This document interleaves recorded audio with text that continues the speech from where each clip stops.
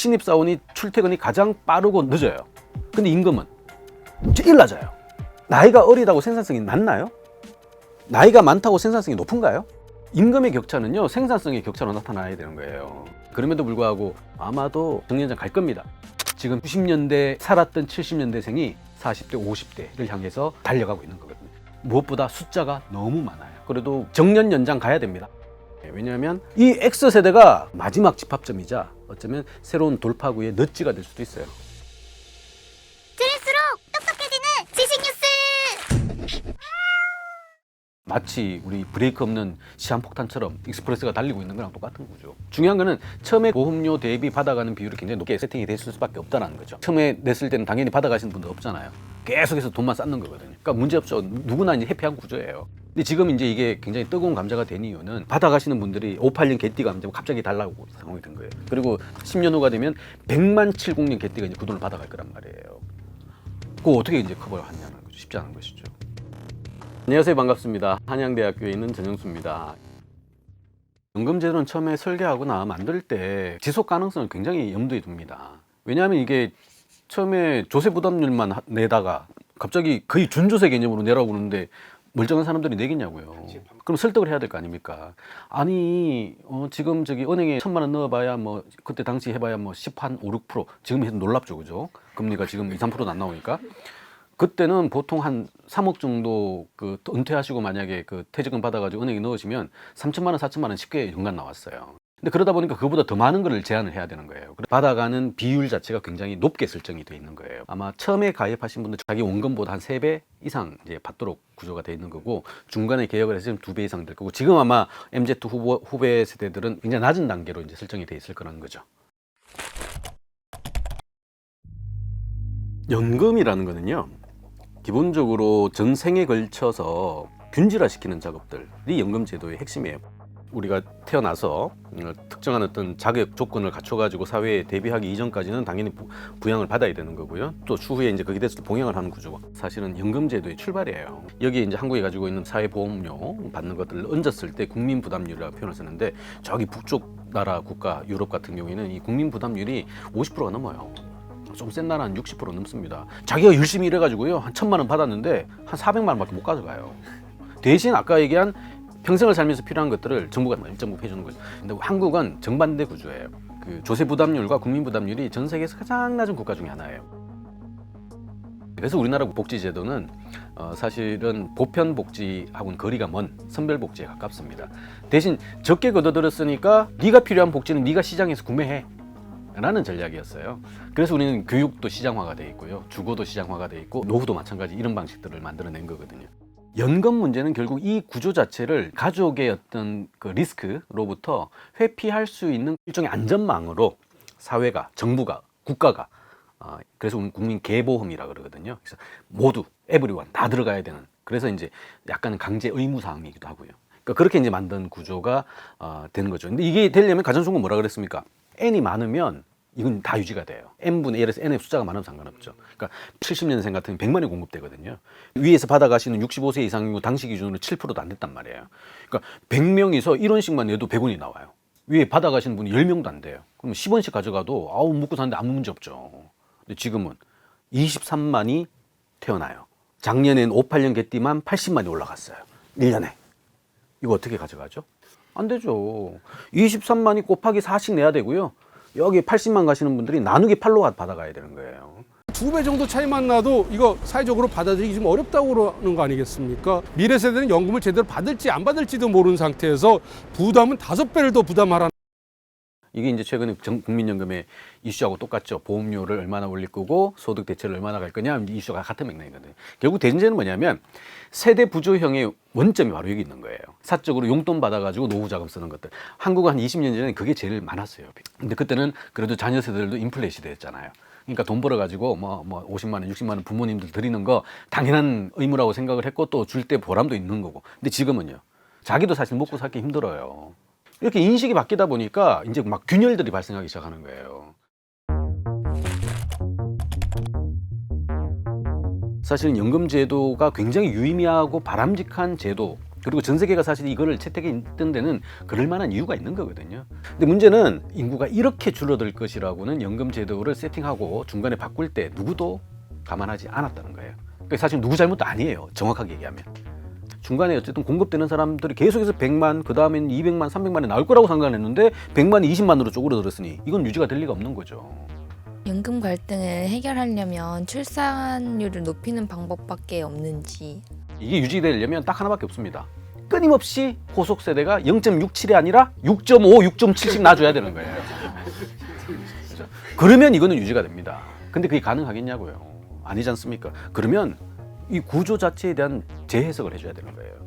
대표적인 게 사실은 정년 연장 같은 것들도 거기에 해당되는 거거든요. 결국 우리가 생산 가능 인구가 줄어든다. 그래서 보험료율을 내는 사람이 줄어든다. 근데 보험료를 더 늘리지 않고 이 방식을 유지할 수 있는 게 뭘까 하면 기본적으로 보험료를 내는 기간 자체를 늘려버리면 돼요. 그러니까 기간을 늘리면 연금을 받는 수령 시간이 늘어진다는 걸 의미하잖아요. 그럼 그 기간만큼 아낄 수가 있겠죠. 연금 개혁은 연금 개혁이라고 쓰고 실제로는 정년 연장이라고 읽습니다. 국민연금 수급 개시 연령인 65세와 연계해서 정년 연장을 해야 된다는 입장이고요. 법률 개정 등을 이제 추진할 계획입니다. 근데 이제 정년 연장을 하다 보면 당연히 이제 젊으신 분들이 내 일자리도 가뜩이나 없는데 나이 드신 분들이 빨리 안 나가고 또 계속 일한다고 뭐 이런 식의 이제 노천 간의 대결 구도로 그래서 진영들이 확장이 되다 보니까 잘 안 쓰려고 하는 느낌들이 있는 거죠.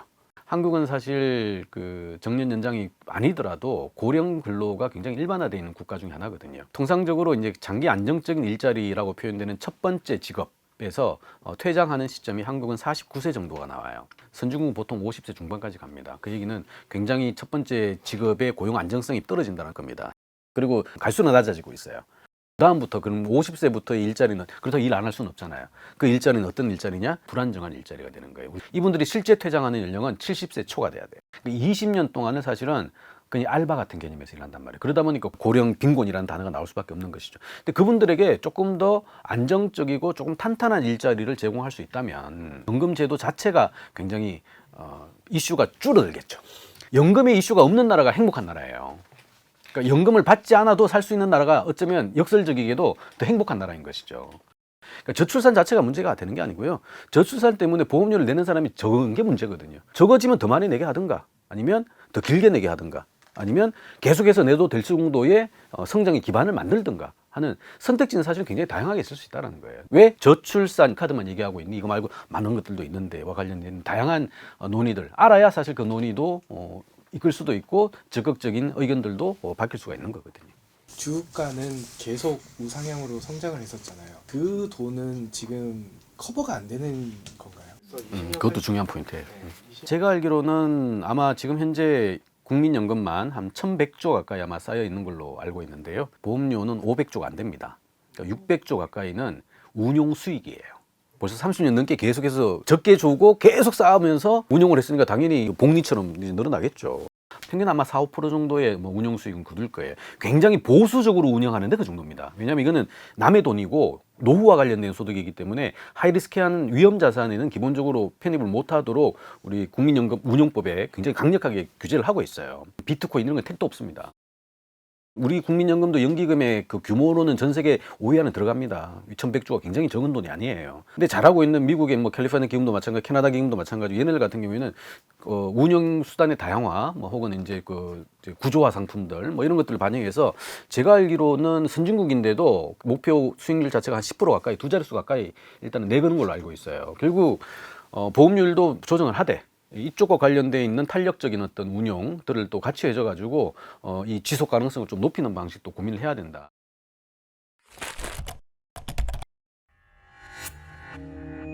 한국 사회가 지금 생활 패턴이 저만 하더라도 어릴 때와 지금이랑 다 완전 다르다고 생각을 하는데 그렇게 변화하게 된 이유가 뭐라고 생각하십니까? 우선 시대 변화를 구성하는 요소들은 굉장히 다양할 수밖에 없죠. 근데 가장 중요한 것은 어쨌든 그 지갑 사정일 거예요. 결국 경제력의 유무, 그 구매력의 유무가 가장 클 것 같고요. 두 번째는 가치관의 변화일 것 같아요. 이 두 개가 얽매여가지고 현재에서의 의사 판단, 의사 결정뿐만이 아니라 미래와 관련돼 있는 교환 구조도 고민을 하게 되는 거거든요. 그런 맥락에서 놓고 봤을 때 사실은 전에 없던 새로운 인구 그룹들의 어떤 등장이라는 게 최근에 굉장히 가속화가 되는 것 같아요. 우리가 지금 세대 구분들을 지금 거의 트렌드처럼 많이 하지 않습니까? 젊은 친구들 MZ, 요즘 또 Z보다도 더 낮은 걸 또 구성을 하더라고요. 근데 이런 걸 이제 인구 코호트라고 표현하는데 특정한 욕구들을 세분화하고 조금 구조화시켜가지고 판단하는 데 도움이 됩니다. 왜냐하면 60년대생의 변화를 그대로 70년대에서도 받을 거고요. 80년대생에도 영향을 미칠 거기 때문에. 다만 70년대생이 가지고 있는 독특한 어떤 성격들은 우리가 반드시 규정을 하고 좀 넘어가야 될 것 같습니다. 뭐냐면 70년대생 같은 경우에는 90년대를 겪었어요. 근데 90년대가 한국 사회에서는 굉장히 독특한 소위 구분점을 가지고 있는 시기예요. 뭐냐면 이른바 개도국의 안착과 함께 선진국의 노크를 단행하는 파트고요. 더 중요한 거는 과거의 질서가 깨질 수도 있다는 것을 첫 번째 경험한 세대가 90년대예요. 대표적인 게 이런 거죠. 586 개띠로 설명을 한다면 한국 사회의 질서를 이제 새롭게 제안하고 그거를 지배적인 어떤 흐름으로 바꿨던 첫 번째 세대들이거든요. 그러니까 586 개띠가 대학 들어가는 시점 70년대 후반입니다. 거기서부터 우리가 대학 입학 제도가 달라져요. 89년도에 제1기 신도시 5기가 인위적으로 만들어져요. 바로 580 개띠들을 품어안기 위해서. 그게 200만 호가 가까이 됩니다. 부동산 붐을 일으켰던 주역들이에요. 자, 이제 문제는 90년도예요. 이분들이 이제 40세 시점에 접어드는 97년, 8년 어떤 일이 있었을까요? 많은 분들이 아시죠? 예, 외환 위기가 있었어요. 뭐다? 고도 성장이 어느 순간 멈추고 쑥 떨어져 가지고 갑자기 회사에서 평생 가자고 했던 사람들이 해고를 하고 자리를 빼고 이런 사태가 벌어진 거예요. 이건 사실은 상상도 못했던 일이에요. 한국에서는 40년, 50년에서 계속해서 한 방향으로만 향해 달려갔던 국가였거든요. 아시아의 4마리 용을 이끌었던 선도적인 어떤 국가들 중에 하나였는데 갑자기 어느 순간부터 재벌이 망해요. 그 이후에 사실은 이제 그걸 도약할 수 있는 새로운 가능성이 없을까 해서 우리가 하는 게 벤처 투자라든가 새로운 가능성들 끊임없이 타진을 해내죠. 그런 흐름도 있는 거거든요. 그 흐름을 만드는 것도 586 개띠입니다. 또 586 개띠 90년대는 40대 중년이에요. 근데 70년대생의 90년대는 굉장히 독특합니다. 그게 구조적으로 완료가 되는 시점이 만들어져요.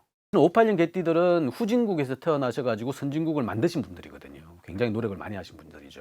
근데 70년대생은 사실상 뭐라 그럴까요? 90년대를 살았던 70년대 같은 경우는 출산율이 줄어들거든요. 83년도가 2.1명을 깼기 때문에 그 70년대생 같은 경우는 적어도 2에서 3, 4에서 왔다 갔다 했단 말이에요. 결국 형제 아니면 삼형제 이 정도가 일반적이었다고요. 근데 이 사람들이 이제 고도 성장의 가능성을 겪다 보니까 무조건 마이 룸도 있을 수가 있고요. 엄마 아빠들은 또 되게 또 맞벌이에요. 구매력도 좀 있습니다. 문제는 이 70년대생이 대학을 들어갔던 90년, 91년 대학 진학률이 30% 정도 수준이었습니다. 근데 10년 구간 걸쳐서 99학번은 대학 진학률이 60%에 달해요.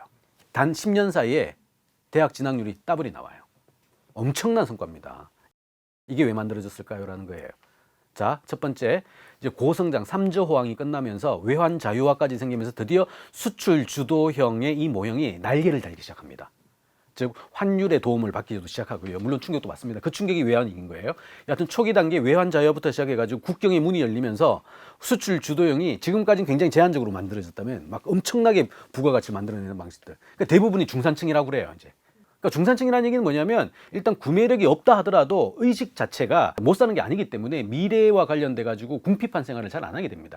그러다 보면 자연적으로 미래의 편익 수익을 땡겨 가지고 지금 단행을 하겠죠. 그럼 또 그만큼 또 성장은 또 만들어져요. 이렇게 만들어진 상황에서 태어난 친구들이 당연히 대학은 곱하기 2가 되니까 우수인재가 딱 만들어지죠. 그때 사실 2배가 되는 가장 중요한 동력이 뭐냐면 바로 여성들이에요. 즉 그 이전에는 한국은 굉장히 공고한 장자 우선주의가 있었죠. 남성 전업주의가 있었습니다. 근데 90년대는 이제 딸아들 구분 말자라는 슬로건이 대거 채택이 돼요.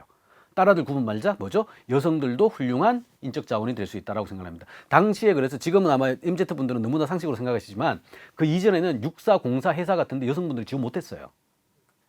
다 닫아버렸습니다. 근데 이걸 다 풀어줘요. 남녀 고용 균등법 같은 것들 과거에 당연히 여성분들은요 회사에 들어가면 정규직이 아닙니다. 승진도 달라요. 남자분들은 신입사원, 대리, 과장, 차장, 부장 이런 거잖아요. 여성분들 같은 경우는 스텝입니다. 남자분들이 돈 버는 걸 지원해야 되는 구조예요. 근데 90년대 되니까 갑자기 이제 드디어 인구가 줄어드는 것에 대해서 이제 긴장하기 시작한 거예요. 그러다 보니까 여성은 상대적으로 평가 절하가 되는 느낌들. 이게 90년대에 대거 바뀌어요.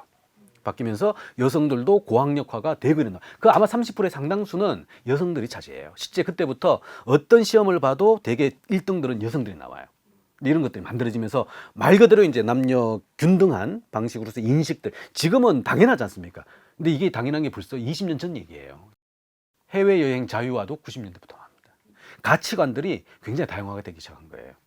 그런 90년대를 살았던 70년대생이 지금 현재 40대, 50대를 향해서 달려가고 있는 거거든요. 무엇보다 숫자가 너무 많아요. 58년계 때는 70만, 80만인데요. 지금 70년대생 같은 경우에 평균 100만 가까이 나옵니다. 즉 55년부터 75년 구간에 있는 이 사람들이 사실은 부의 대전환을 이룰 수 있는 가장 중요한 동력이에요. 이런 요즘 어른들이 사실은 새로운 가족 소비를 개인 소비로 만들 수 있는 첫 번째 사람들이에요. 여기서 새로운 판을 잘 만들어줘야 그 이후에 따라오는 사람들은 연간 300만, 200만이거든요. MZ 후배들은 200만, 300만밖에 안 됩니다. 이분들이 살아가는 제대로 된 판을 자본주의 2.0을 깔아줄 수 있다는 거예요. 실패를 해도 여기서 실패를 해야 이 친구들이 잘 살아갈 수 있는 거고요. 실패의 가능성도 줄이고 새로운 혁신의 가능성을 늘려야 되는 과정들. 이게 지금 그나마 생산 가능 인구로 한국 사회의 자본주의를 이끌고 있는 이 70년대생, 90년대의 청년을 살았던 사람들의 그만한 역할과 가치일 수 있다는 것이죠. 그런 것들을 사실 늘어났기 때문에 잠재적으로 피부양 인구가 늘어날 거니까 위기야가 아니라 이분들이 그나마 있을 때 이 구조의 판을 바꿔주는 게 사실은 한국이 가야 될 위기를 기회로 바꾸는 당위론이자 현실론의 타협 지점일 수밖에 없다는 거죠.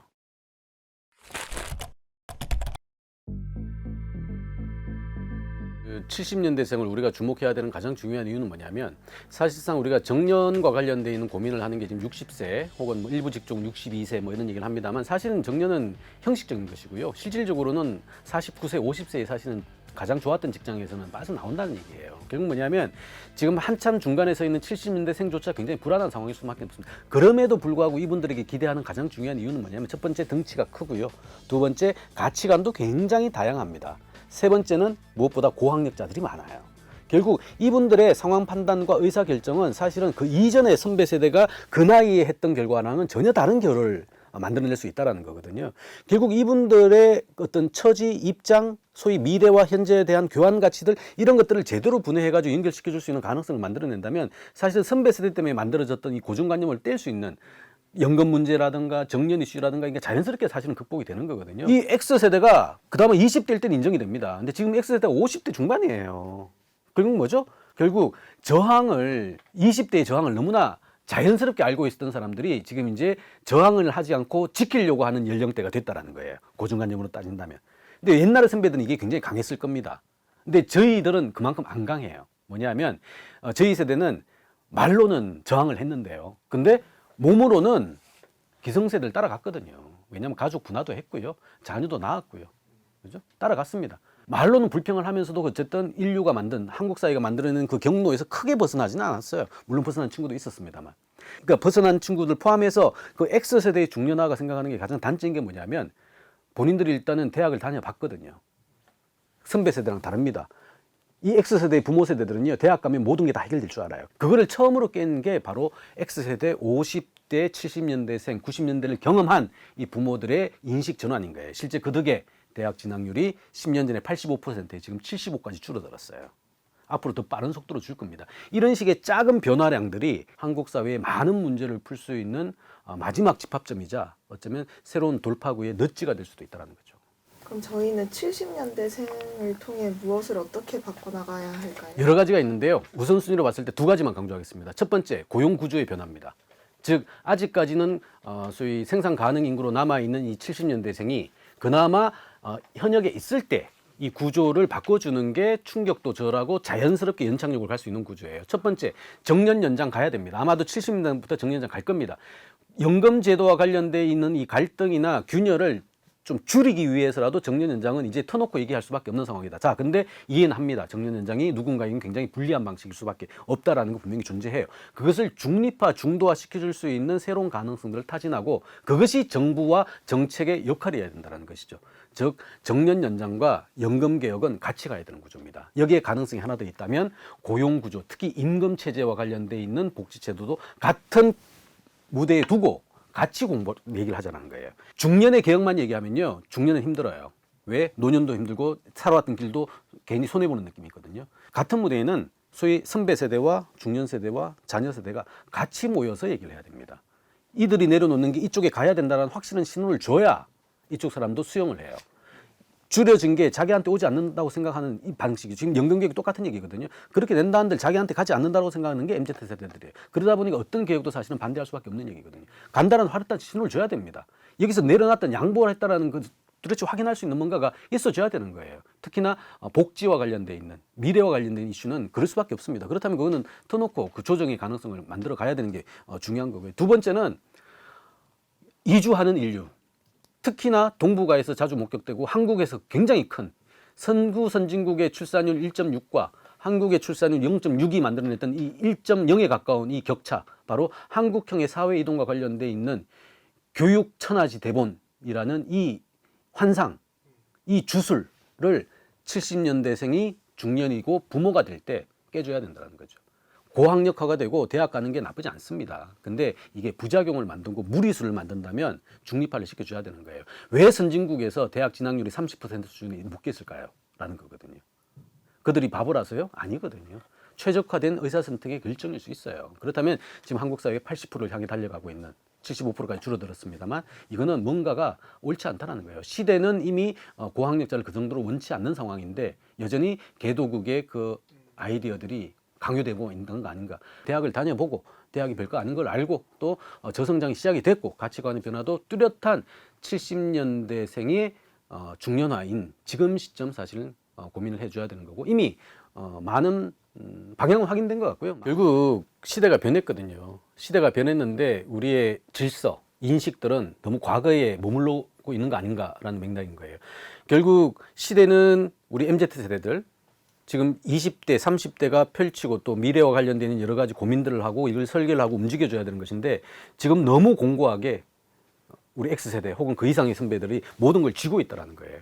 결국 젊은 친구들이 이 사회라는 무대, 가족이라는 무대에 끊임없이 올라와서 그죠? 선배 세대랑 때로는 부딪히고 또 때로는 손잡고 때로는 좌절하고 또 때로는 미래와 관련해서 또 행복을 운운하는 이런 식의 굉장히 그 복합다단한 사회가 가지고 있는 여러 가지 현상들이 밝고 맑고 긍정적으로 보여져야 되는 상황이 되는 것인데 지금 여기에 진입하기 위한 비용 자체가 너무 비싸졌어요. 지불을 하고 올라왔는데 얻을 게 별로 없다고 생각하면 더 똑똑해진 친구들은 이 사회라는 이 무대에 진입을 하지 않고 대비를 하지 않으려고 하는 거죠. 올라가봐야 별거 없거든요. 그러면 여기 서 있는 우리 X세대는 밑에 애들이 와야지 끊임없이 교환가치에 의해서 주고받고 하는 건데 같이 뛸 선수가 없는 거예요. 그러면 이들은 또 행복할 것이냐라는 것이죠.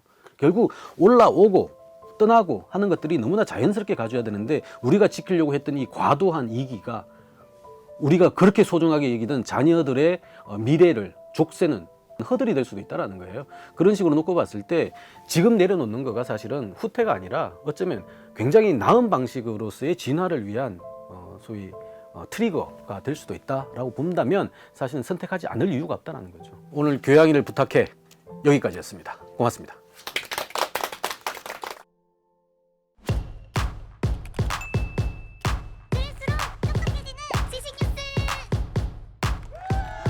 교양이를 부탁해는 여기까지입니다. 다이어트도 칼로리 신경 쓰지 말고 드세요. 대신에 키토식을 해보세요. 이게 박종원. 스브스 프리미엄 지금 다운로드하세요.